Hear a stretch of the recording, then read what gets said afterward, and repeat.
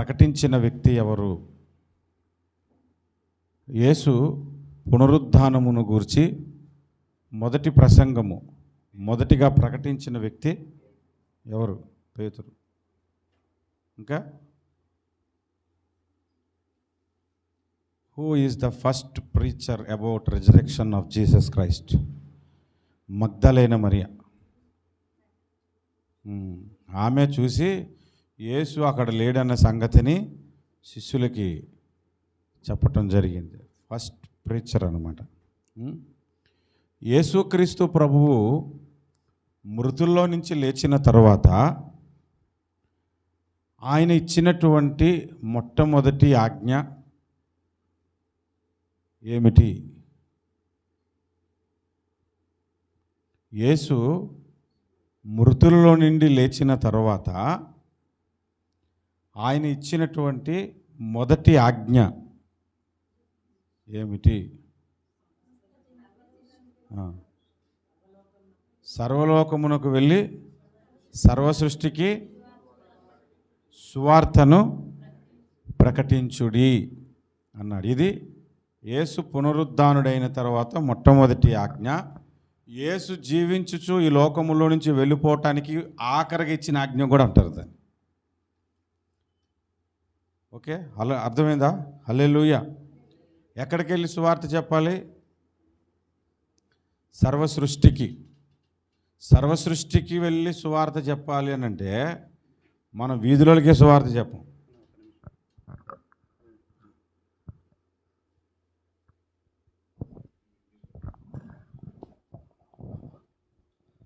కొర్నిపాటి రాంబాబు గారు ఇక్కడ ప్రభునందు నిద్రించారు. మొన్న సమాధి కార్యక్రమం మనమే చేశాం. ఆదివారం 7వ తారీఖున జ్ఞాపకార్థి గుడికి మనందరినీ ఆహ్వానిస్తున్నారు. ప్రేమపూర్వకంగా మనమే కార్యక్రమం జరపాలని కూడా చెప్పారు. ఆ విషయం ఇప్పుడు ఇక్కడ చెప్పడానికి వచ్చారు లాయర్ గారు. సంఘం తప్పకుండా రండి అందరూ. ఇక్కడ మన కార్యక్రమం ఇంటికి అడగండి. మంచిదండి.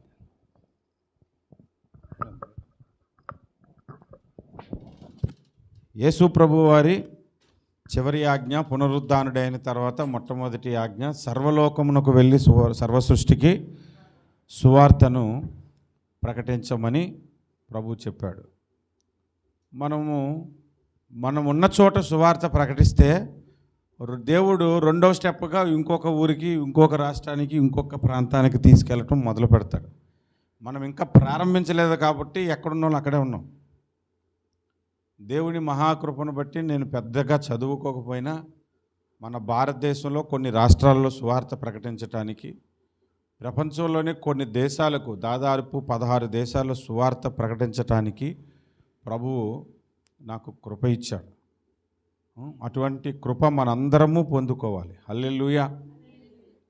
అనేక ప్రాంతాలలో మీ సంఘమును గూర్చిన సువార్త కూడా, మీ సంఘము తరపు నుండి యేసుక్రీస్తు సువార్త కూడా విస్తరించాలి. ఇది నా ఆశ. ఒక మాట బైబిల్లో నుంచి మనము చదువుకుందాము. ఒక మాట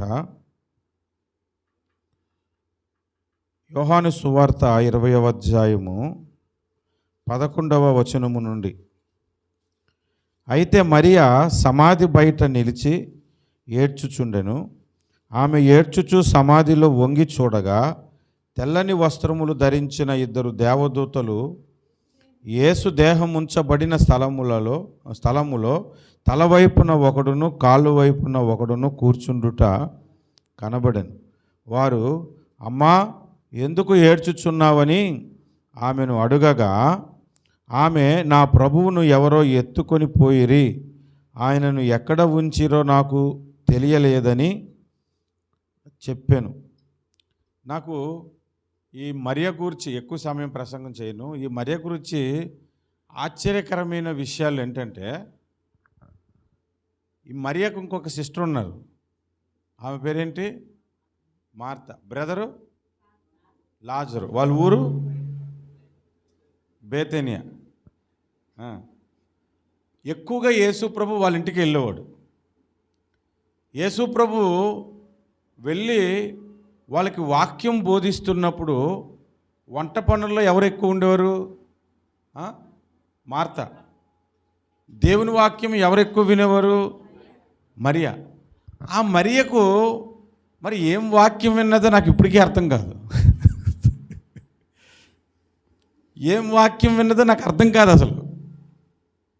మంచిదే, వాక్యం వింటుందని ప్రభువు మెచ్చుకున్నాడు, కానీ గ్రహించదన్నమాట ఆమె. ఎందుకో తెలుసా? ఈమె ఏం చేసిందంటే సుగంధ ద్రవ్యాలు ప్రిపేర్ చేసింది మొదట. ఏంటి? ఎందుకు సుగంధ ద్రవ్యాలు? దేనికి? వాసన రాకుండా. అంటే యేసుప్రభు శరీరం కుళ్ళిపోద్దని నమ్ముతుంది ఈమె. మరి ఏం వాక్యం వింటుంది? దావీదు చెప్పిన ప్రవచనాలు ఉన్నాయి, అన్నీ తెలీదు. వినడం అయితే వింటది అనమాట. అందరికంటే ముందొచ్చి కూర్చుంటుంది, కానీ ఏమీ నేర్చుకోరు కొంతమంది, ఆ టైపు.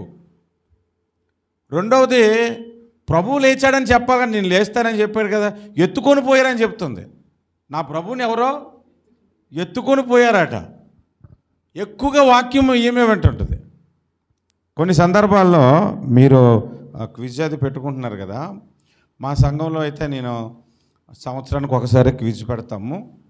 ఆ పెట్టినప్పుడే 1-2 పుస్తకాలు పెట్టేస్తాం అన్నమాట. ఎందుకంటే చదవాలనుకున్నాడు అలాగైనా చదువుతాడు, క్విజ్ పెట్టినా చదువుతాడు, పెట్టకపోయినా చదువుతాడు. మేము క్విజ్ పెట్టేస్తుంటాం. ప్రతి వారము వచ్చి శ్రద్ధగా వాక్యం వింటున్న వాళ్ళ దగ్గర ఆన్సర్లు రావు. అన్ని తప్పులే. ఒక్కోసారి అనుకుంటున్నాను అసలు బైబిల్ చదువుతున్నట్టు లేదో కూడా డౌట్ వచ్చేది ఒక్కోసారి మనకి. కొంతమందిని చూస్తే వాక్యం చెప్తుంటుంటే కొంతమంది అసలు వినట్లేదు అనుకుంటాము. ఆయనకి తెలిసిన ఆన్సర్లు పక్కోడికి తెలియవు. మరియా కూడా అదే టైపు.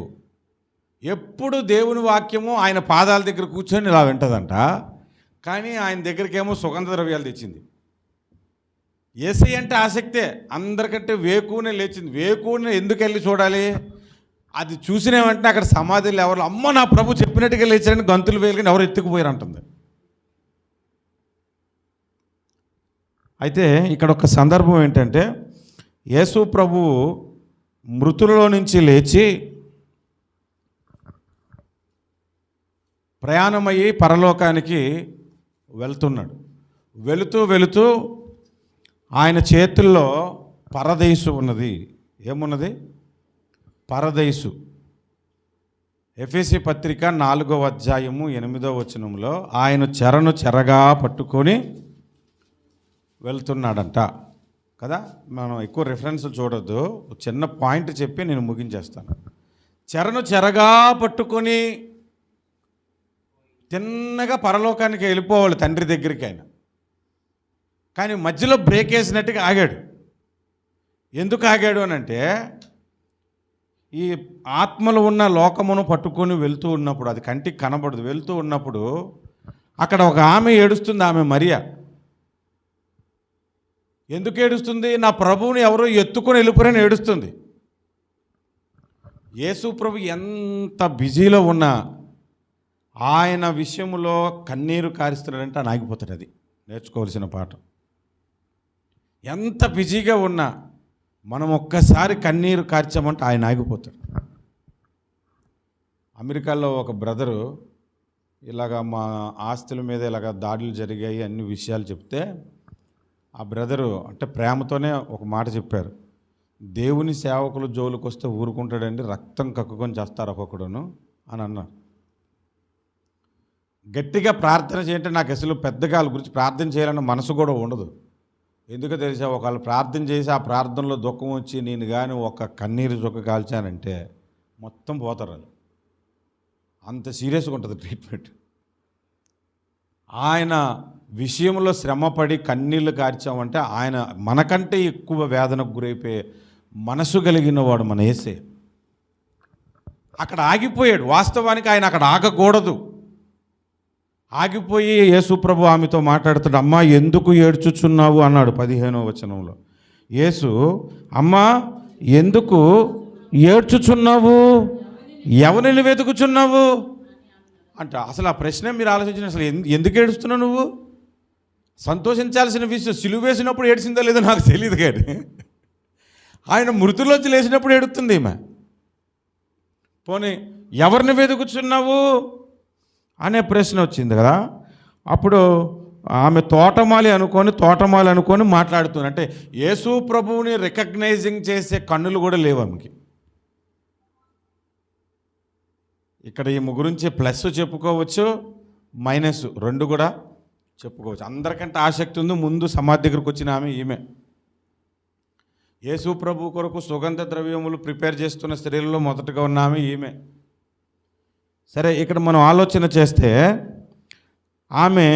ఆమెతో యేసు ప్రభు పిలిచినప్పుడు మరియా అని పిలిచాను. ఆమె ఆయన వైపు తిరిగి ఆయనను హెబ్రీ భాషలో రబ్బూని అని పిలిచాను. ఆ మాటకు బోధకుడు అని అర్థం. యేసు ఆమెతో నేను ఇంకనూ తండ్రి యొద్దకి ఎక్కిపోలేదు కనుక నన్ను ముట్టుకొనవద్దు అని చెప్పాడు అనమాట. నేను ఇంకా తండ్రి యొద్దకు వెళ్ళిపోలేదు కాబట్టి నన్ను ముట్టుకోవద్దు అన్నాడు. అంటే అర్థం ఏంటి? ముట్టుకోవద్దు అన్నాడంటే తండ్రి యొద్దకు వెళ్ళి వచ్చిన తర్వాత అయితే ముట్టుకోవచ్చు, వెళ్ళకముందు ముట్టుకోకూడదు అని. ఎందుకు ముట్టుకోకూడదు అనంటే మీకు ఒక విషయం చెప్తాను. ఆత్మ రూపంలో ఉన్నవారిని, శరీరము లేక ఉన్నవారిని మనము దర్శనములో దర్శించి ముట్టుకోవడానికి ప్రయత్నించిన ప్రాణం పోతుందంట. ఇంకా అక్కడ ఉండిపోవడమే. అక్కడ అందరూ ఆత్మలు ఉన్నాయి. అబ్రహాము ఆత్మ ఉన్నది, యాకోబు ఆత్మ అక్కడే ఉన్నది. యాకోబు అంటాడు నేను చనిపోయి నా కుమారుని దగ్గరికి వెళ్ళిపోతాను మృతుల లోకానికి అని అన్నాడు కదా. అందరి ఆత్మలను తీసుకొని ప్రభువు పరలోకానికి వెళ్తున్నాడు పరదేశు పట్టుకొని. ఆ మధ్యలో తిన్నగా దేవుని యొద్దకు వెళ్ళి కనపరుచుకోవాలి ఆయన. ప్రధాన యాజకుడు అందరి నిమిత్తం కార్చిన పాపముల నిమిత్తము ఆ రక్తము పట్టుకొని ప్రధాన యాజకుడు సంవత్సరానికి ఒక్కసారి మాత్రమే వెళ్తాడు కదా. అలాగ దేవుడు తాను చేసిన కార్యమంతటిని బట్టి దేవునికి కనపరుచుకోవటానికి వెళ్ళాలి. ఆ వెళుతున్నప్పుడు ఆందివేళ ఈమె ఏడుపు యేసు ప్రభుని ఆపివేసింది. అంటే కన్నీటి ప్రార్థనకు దేవుడు అంత విలువిస్తున్నాడు. పునరుద్ధానం దగ్గర మనం నేర్చుకోవాల్సింది. అప్పుడు ఆమెకున్న ఆసక్తి ఏంటంటే యేసు ప్రభును ముట్టుకోపోయింది. చాలాసార్లు ఆమెకి ఏంటంటే యేసు ప్రభును ముట్టుకోవడం అంటే ఇంకో రకం కాదు. ఎప్పుడు చూసినా ఆయన పాదాలు పట్టుకుంటుంది వచ్చి. ఆమెకు అలవాటు, పాదాల దగ్గర కూర్చోవటం అలవాటు, పాదాల దగ్గర కన్నీరు కార్చడం అలవాటు, పాదాలను తల వెంట్రుకలతో తొడవటం అలవాటు ఆమెకి. అందుకని ముట్టుకోబోతుంటుంటే యేసు ప్రభు నేను ఇంకా తండ్రి యొద్దకు ఎక్కిపోలేదు కాబట్టి నన్ను ముట్టుకోవద్దన్నాడు. అదే అధ్యాయంలో కిందకు వస్తే 8 దినములైన తర్వాత శిష్యులున్న చోటకి ఆయన వచ్చాడు. వచ్చినప్పుడు అప్పుడు తోమా లేడు. తోమాకి శిష్యులందరూ చెప్పారు అరే ప్రభు మృతుల్లోంచి లేచాడు అని సంగతి చెబితే అప్పుడు తోమ ఏమన్నాడు? నేను ఆయన గాయాల్లో చేతులు పెట్టి ఆయన చేతులను తాకి అప్పుడు నేను నమ్ముతానన్నాడు. అక్కడికి యేసు ప్రభు వచ్చి నీవు నా గాయాలలో నీ చేతులు పెట్టి పరీక్షించి అవిశ్వాసవి కాక విశ్వాసవై ఉండన్నాడు. మరియకు ముట్టుకోవద్దన్న ప్రభువు తోమాను ముట్టుకోమన్నాడు. అంటే ఈ మధ్యలో దేవుని యొద్దకు వెళ్ళి తిరిగి వచ్చాడన్నమాట మన ప్రభువు. హల్లెలూయా. అయితే ఈ సందర్భంగా ఒక 4-5 మాటలు మీకు రెఫరెన్స్లే చూపెడతాను వివరించకుండా. యేసు మృతులలో నుంచి లేచుట వలన మనకు కలిగిన లాభములలో మొట్టమొదటిది రోమాపత్రిక 4వ అధ్యాయము 25వ వచనములో రాయబడి ఉంది. రోమాపత్రిక ఆయన మన అపరాధముల నిమిత్తము అప్పగింపబడి మనము నీతిమంతులుగా తీర్చబడుటకు లేపబడేను. యేసుప్రభు మృతుల్లోంచి ఎందుకు లేపబడ్డాడు? మనలను నీతిమంతులుగా తీర్చుటకు అన్నాడు. అంటే ఆయన పునరుద్ధానం వలన మనకు కలిగినదేంటి? నీతి కలుగుతుంది. ఆయన ఒకసారి జడ్జిమెంట్ చేసి ఇతడు నీతిమంతుడు అన్నాడంటే ఇంకా అది నీతే. నేను ఎప్పుడు కూడా ఒకసారి చాలా సందర్భాల్లో ఒక మాట చెప్తాను. ఇప్పుడు ఈ ఫోన్, ఈ కెమెరా ఉంది, స్టాండ్ ఉంది. నేను దీన్ని ఎలక్ట్రికల్ ఫోన్ అన్నాను, అది అవ్వదు. అవుతుందా? అవ్వదు. యేసయ్య ఇక్కడ నించొని ఈ కెమెరాను ఎలక్ట్రికల్ ఫోన్ అన్నాడు అనుకోండి, అప్పుడు మీరేమంటారు? కాదని అంటారా? నేనైతే అన్ను. ఆయన అన్న తర్వాత అది అదే అవుతుంది. అది ఆయన మాట అన్న తర్వాత అది అదే అవుతుంది అక్కడ. అలాగే ఇది నా శరీరము, ఇది నా రక్తము అని ప్రభు మనకిచ్చాడు కదా. ఆయన నా శరీరం అన్న తర్వాత అది రొట్టెలాగా చూడకూడదు. అది నా రక్తం అన్న తర్వాత దానిని నీవు ద్రాక్షారసముగా చూడకూడదు. ఎందుకంటే ఆ మాట అన్నదే ప్రభువు కాబట్టి అది అవుతుంది.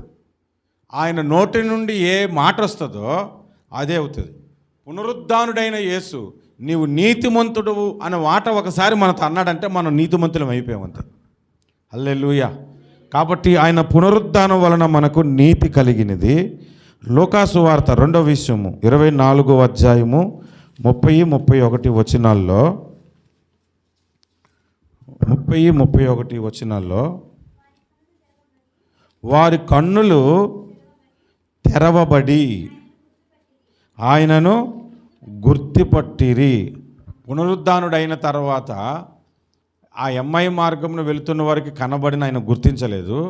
కానీ ఆయన రొట్టె విరుచు విధానమును చూసి యేసు ప్రభువుని గుర్తించారు. అప్పుడు కన్నులు తెరవబడ్డాయంట.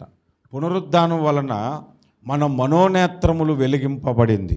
ఎలా వెలిగింపబడింది అంటే మరణానికి అవతల కూడా ఒక జీవితం ఉన్నది, మరణము తర్వాత కూడా ఒక జీవితం ఉన్నదని మన మనోనేత్రాలు వెలిగింపబడింది యేసు పునరుద్ధానము తర్వాతే.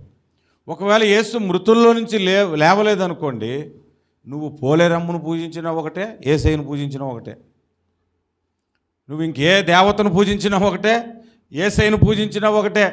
మృతుల తర్వాత జీవితము లేకపోతే ఈ లోకమందున్న దేవుళ్ళు ఎవరు కూడా మరణము తర్వాత జీవితము కొరకు పనికిరారు. ఒక్క యేసయ్య మాత్రమే శాశ్వత కాలము మనకు దేవుడుగా, తరతరాలకు దేవుడుగా, మరణము తర్వాత కూడా దేవుడుగా మనకు కనబడుతున్నాడు. కాబట్టి మనోనేత్రాలు మనకు వెలిగింపబడటానికి అతి మూలమైన కారణము యేసు మృతులలో నుంచి లేచుట. ఇది రెండవది. మూడవది మనం చూస్తే మత్తయి సువార్త 28వ అధ్యాయము 9-10 వచనాలు. యేసు వారిని ఎదుర్కొని మీకు శుభమని చెప్పాను.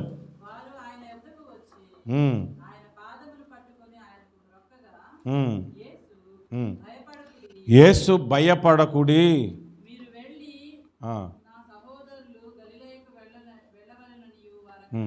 ఇక్కడ చూడండి, భయపడకుడి అనే మాట చెప్పాడు. మృతుల్లో నుంచి లేచిన యేసు భయపడకుడి అన్నాడు కదా. ఈ లోకములో భయాలన్నిటికీ కారణం ఏంటి చెప్పండి ఒకటి. ఈ లోకములో భయాలన్నిటికీ కారణం మరణం. పాపము చేసినా చచ్చిపోతాం అనేది మరణం. పిల్లలు బయటికి వెళ్ళారనుకోండి, కొంతమందికి ఆలోచనలు, రోడ్డు పక్కన నడుస్తున్నాడో లేదో, సరిగ్గా నడుస్తున్నాడో లేదో, ఏమైపోతుందో భయం. ప్రతిదానికి ఎందుకు భయం అంటే పోతాడని తెలియకుండా ప్రతి ఒక్కరికి భయం ఉంటుంది. బండి మీద డ్రైవ్ చేస్తున్నారు అనుకోండి, వాడు భయంతోనే డ్రైవ్ చేస్తాడా చేయడా?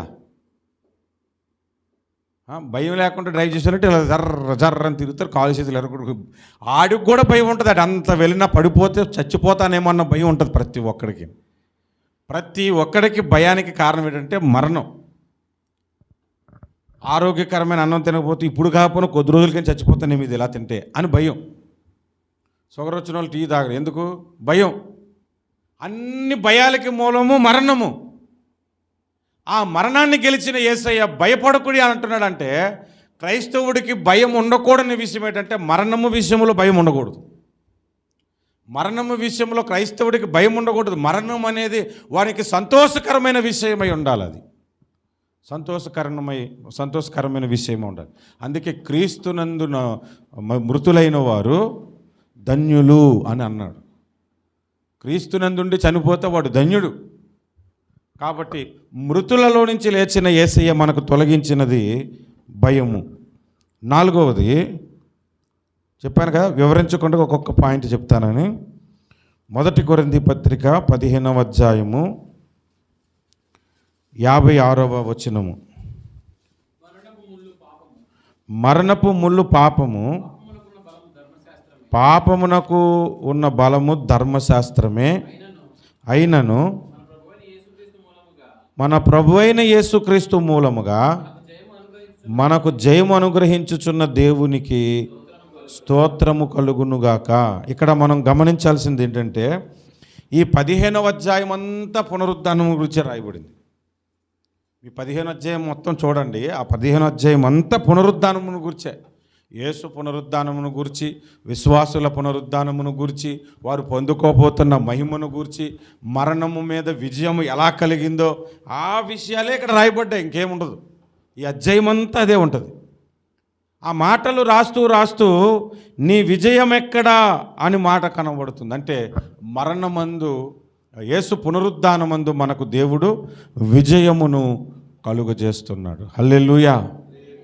అంటే పునరుద్ధానంలో ఎన్ని ఆశీర్వాదాలు అంటే, మొట్టమొదటిది నీతిమంతులుగా చేశాడు, రెండవది కన్నులు తెరిచాడు, మూడవది భయము తొలగించాడు, నాలుగవది విజయమును కలుగజేస్తూ ఉన్నాడు. హల్లెలూయా. 17వ వచనం కూడా చూడండి. అదే అధ్యాయము 17వ వచనంలో, క్రీస్తు లేపబడని ఎడల మీ విశ్వాసము వ్యర్థమే, మీరు ఇంకనూ పాపములోనే ఉన్నారు అన్న. అంటే క్రీస్తు లేపటం బట్టి మన విశ్వాసము ఫలించింది. ఫలభరితమైన విశ్వాసం అవుతుంది, వ్యర్థమైన విశ్వాసము కాదు. యేసునందు మనం ఏ విశ్వాసమైతే ఉంచామో, ఏ విశ్వాసం ఉంచాలో చెప్పండి. యేసునందు అసలు ఏ విశ్వాసం ఉంచాలి? ఇప్పటికి కూడా కొంతమంది క్రైస్తవులు యేసుప్రభుని ఎందుకు నమ్ముకున్నారంటే, పొలం ఇస్తాడనో, ఇల్లు ఇస్తాడనో, ఆరోగ్యం ఇస్తాడనో, చల్లగా దీవిస్తాడనో, అన్యులు చెప్పినట్లు చెప్పకండి కొందరు. అసలు యేసునందు ఎందుకు విశ్వాసం ఉంచాలి అంటే, మార్కు సువార్త 16వ అధ్యాయం అంతా మనకు తెలుస్తున్న విషయం అదే. యేసు మృతుల్లోంచి లేచాడంటే శిష్యులు నమ్మలేదు, ఎవరు నమ్మట్లేదు అక్కడ. అందుకన్న ఆ సందర్భంలోనే యేసు ప్రభు అన్నాడు, మీరు సర్వలోకమునకు వెళ్ళి సర్వసృష్టికి సువార్త ప్రకటించండి, నమ్మి బాప్తిస్మం పొందినవాడు రక్షింపబడును అన్నాడు. ఏమి నమ్మాలనంటే, ఆయన మన కొరకు మరణించాడు, తిరిగి లేచాడని నమ్మాలి. అది ఆ విశ్వాసమే మనకి లేదనుకోండి, మరణం తర్వాత జీవితం ఉన్నదనే విశ్వాసం మనకు లేకపోయినా, యేసు మృతుల్లోంచి లేచాడనే విశ్వాసము లేకపోయినా ఆ విశ్వాసము వ్యర్థమైపోతుంది. అంటే యేసు మృతుల్లో నుంచి లేచుట వలన మన విశ్వాస ఫలింపు ఏమిటో మనకి అర్థమవుతుందన్నమాట. ఇంకొక విషయం చూద్దాం. 5 విషయాలు చెప్పుకున్నాం. 6వది, 1 దెస్సలోనిక పత్రిక 4వ అధ్యాయము 14వ వచనము. 1 దెస్సలోనిక పత్రిక,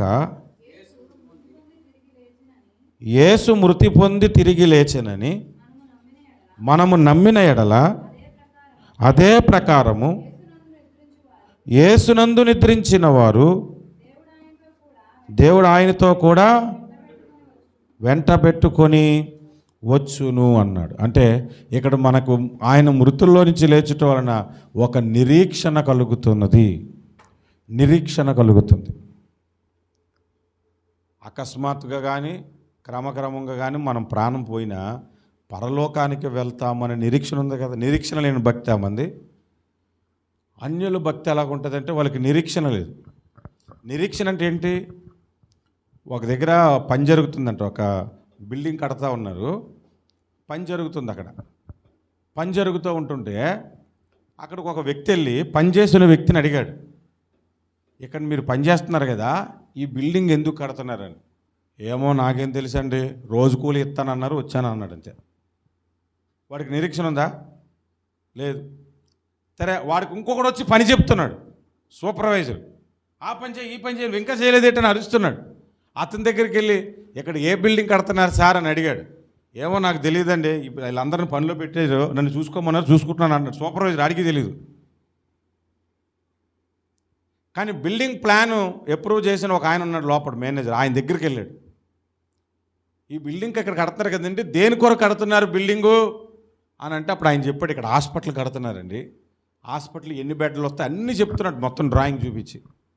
అంటే వాడికి నిరీక్షణ ఉంది, ఇదేమవుతుంది బిల్డింగు, హాస్పిటల్ అవుతుంది. ఈ మిగిలిన వాళ్ళకి లేవు.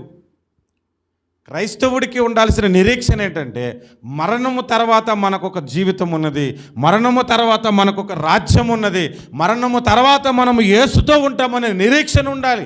ఆ నిరీక్షణ లేని భక్తి జీవితం మనకెందుకు?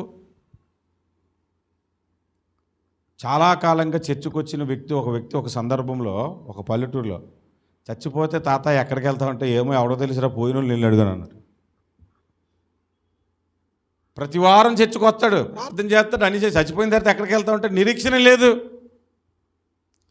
అంటే పునరుద్ధానం వలన మనకి ఏం కలిగిందంటే నిరీక్షణ కలిగింది. ఇప్పుడు అప్పగింతలు. ఏం గింతలు? పునరుద్ధానం వలన మనకు కలిగిన లాభాలేంటి? మొట్టమొదటిది నేను వివరించానా? వివరించలేదు, పాయింట్లో చెప్పాను. ఏంటి మొట్టమొదటిది?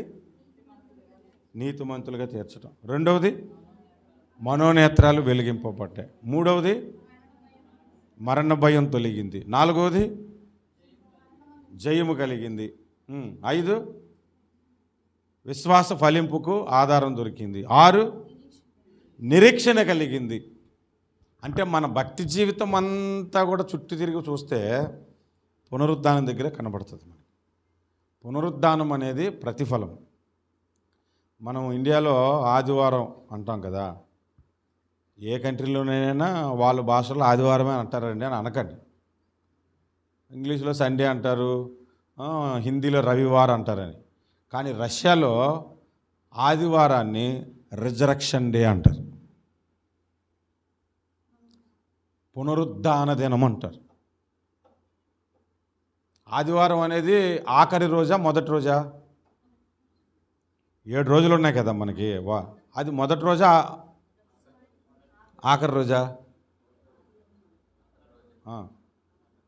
ఆఖరి రోజా? ఆది అంటేనే మొదట. మనకి ఆ మైండ్లో అది ఆఖరి రోజు ఎందుకైందంటే 7 రోజులు పనిచేసి ఆఖరి రోజు రెస్ట్ అనుకుంటాం మనం. మొదటే స్టార్టింగే రెస్ట్ మనకి, తర్వాత పని, మరలా 1వ దినం వస్తాడికి రెస్ట్. ఆది అంటేనే మొదట అని. దాన్ని రష్యన్స్ ఏం చేశారంటే పునరుద్ధానము అని ఎందుకన్నారు తెలుసా? మరలా వచ్చేసింది ఆదివారం కాబట్టి మరలా పునరుద్ధానం అనేది. అంటే ప్రతి ఆదివారము మనకు పునరుద్ధానముని జ్ఞాపకం చేస్తాం. అందుకే ఆదివారం పూట ప్రభు బల్ల ఎందుకు పెట్టాడంటే పౌలు, ప్రతి ఆదివారమున మేము రొట్టె విరుచుటకు కూడుకునేటప్పుడు అని.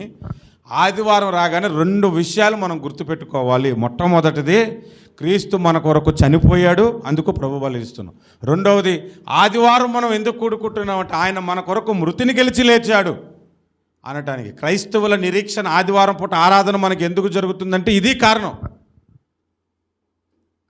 కొంతమంది మంగళవారం పూట ఆ గుడికి ఎందుకు వెళ్తుంటే ఆడికే తెలియదు, గురువారం ఆ దేవత గుడికి ఎందుకు వెళ్తుంటే వాడికి తెలియదు, ఆదివారం నువ్వు చర్చికి ఎందుకు వెళ్ళిపోతావు, శనివారం ఎందుకు వెళ్ళకూడదు, గురువారం ఎందుకు వెళ్ళకూడదు అని అడిగితే మనం ఆదివారం ఎందుకు కూడుకుంటున్నామో దానికి ఒక నిరీక్షణ ఉన్నది, దానికి ఒక సాదృశ్యం ఉన్నది.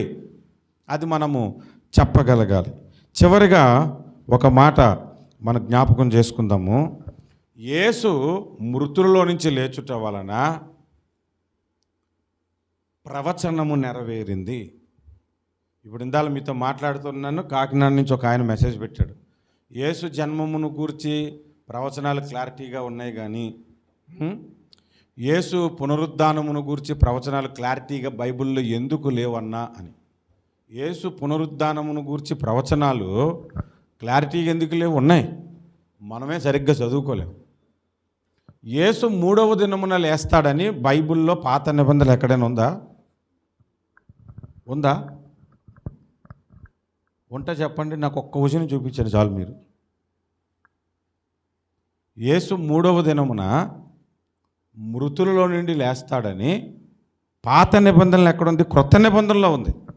15వ అధ్యాయం 1 కొరింథీ పత్రికలో ఉంది. ఏమని ఉంది? పాత నిబంధనలో ఉంది అని ఉంది అంతే. కానీ పాత నిబంధనలు ఎక్కడుందో నాకు చెప్పండి. ఈ మాట చెప్పుకొని మనం ముగించుకుందాము. 15వ అధ్యాయము 3వ వచనం, 4వ వచనం. లేఖనముల ప్రకారము 3వ దినమున లేపబడెను అని. అంటే లేఖనములు ఉండాలి కదా అప్పుడు 3వ దినానని. మరి పాత నిబంధనలో 3వ దినమున లేస్తాడని ఎక్కడుంది అని అడుగుతున్నాను. అది పాయింట్. ఎక్కడ కనబడదు మీకు. 3వ దినమున లేస్తానని ఎక్కడా కనబడదు. ఆయన ఎప్పుడు లేస్తాడని కనబడిందని అంటే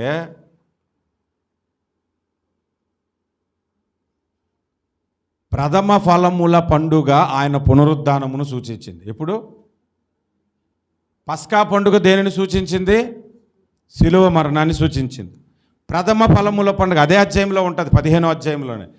క్రీస్తు మృతులలో నుండి ప్రథమ ఫలముగా లేచును అని. అంటే ప్రథమ ఫలము అంటే అర్థం ఏంటంటే పునరుద్ధానం అని.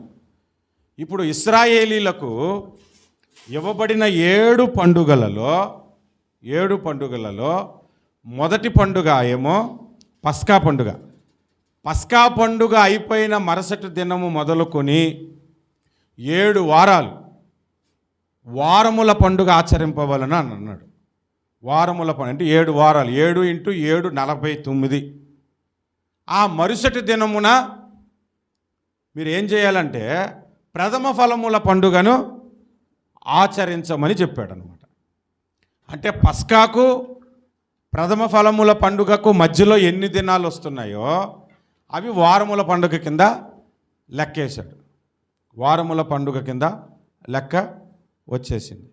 ఇప్పుడు అలా లెక్కేసుకుంటూ వచ్చినప్పుడు యేసు మరణించిన దానికి యేసు లేచిన దానికి మధ్యలో 3 దినాలు మనకి క్రొత్త నిబంధనలో కనబడ్డాయి. కాబట్టి లేఖనముల ప్రకారము 3వ దినమున లేచినని రాయబడి ఉంది.